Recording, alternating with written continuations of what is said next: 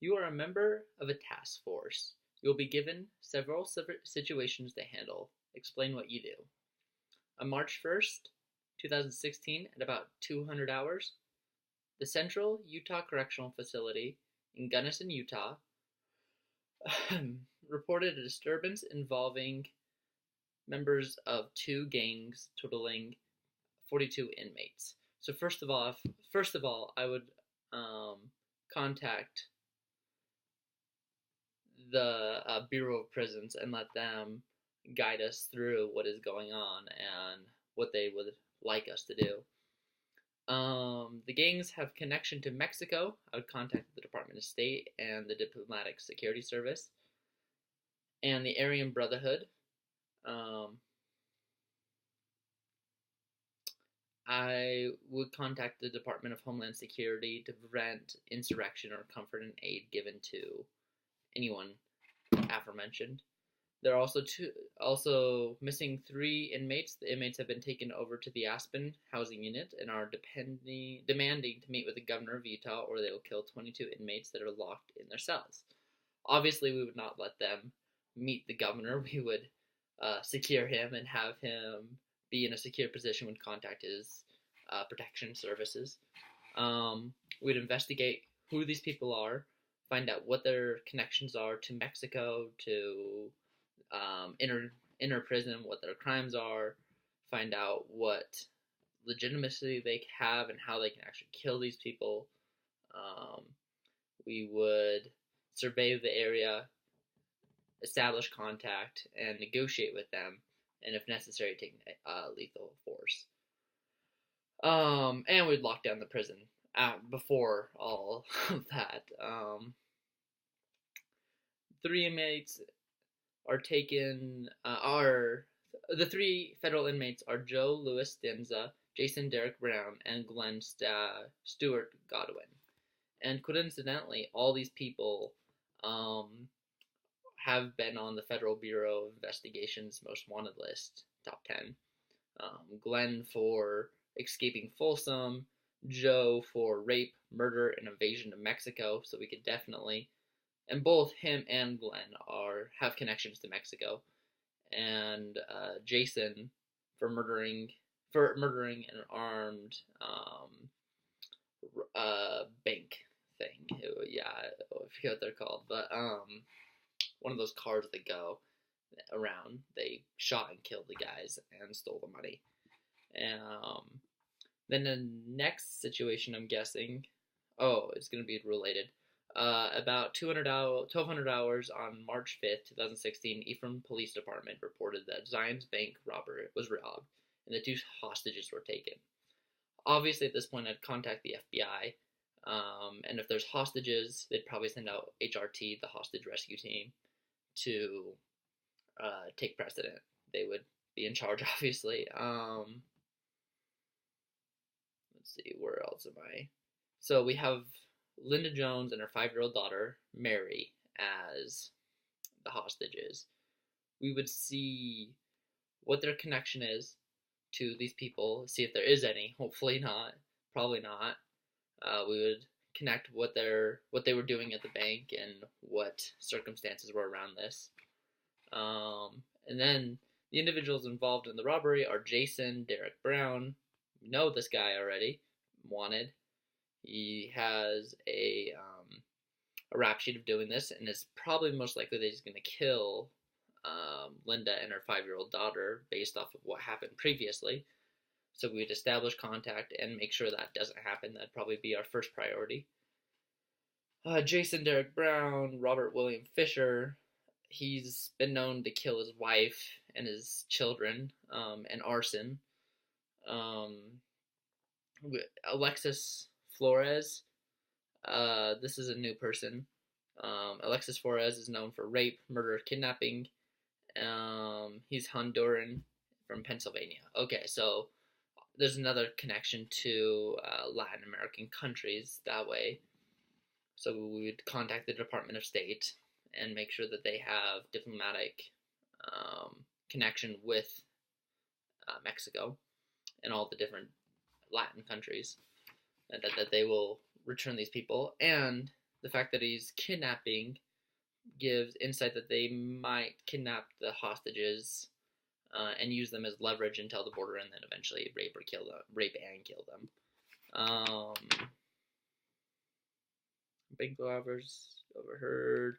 Okay, the bank teller overheard the two robbers mention that they would be safe in Mexico. So probably the two robbers that said that to each other are Glenn Stewart Godwin and Joe Stanza. I don't know what their plan is with the others, if it's all the 5 criminals or just 6 criminals, or is it just these 2 that are planning to escape. If it is just them, then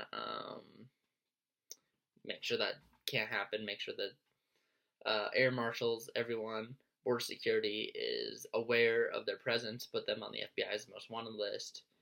And after this, we would also investigate what is going on in the bank, what is going on the outside.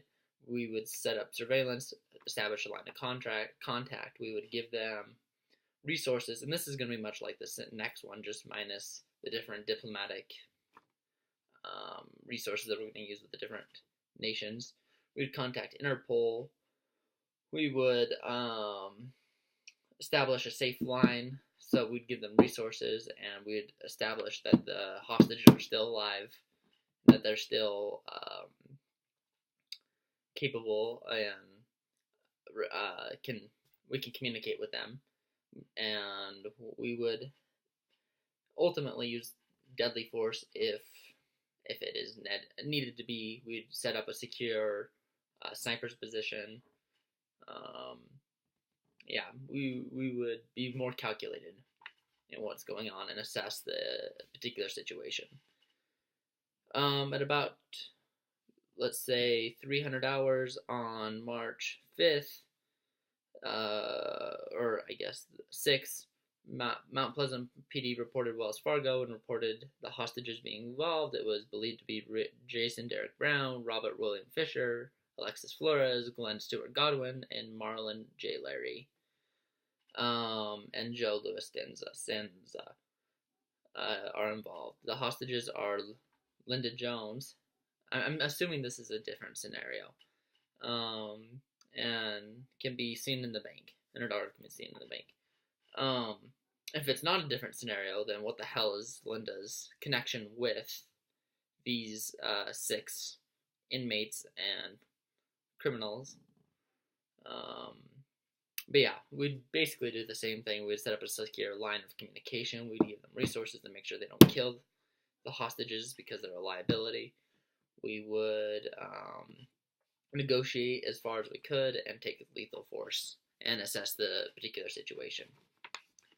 President Barack Obama, guessing Trump now, is scheduled to speak at Snow College on March 9th, 2016 at 1 p.m. Okay, that's cool. I'm sure that this Department of the Secret Service would screen the whole area, make sure everything's secure. We'd probably just be on contact in case something happened after the Presidential Protective Service and their joint task force. So I guess we just clear out the roads, make sure the buildings are secure, make sure that there's no bomb threats, make sure that that the internet and social media is clear of any threats or insurrection against the president, or any conspiracy is taken care of to make sure that nothing happens against the president. We'd probably survey the area. They would probably survey the area. We probably would do nothing if we're just a task force.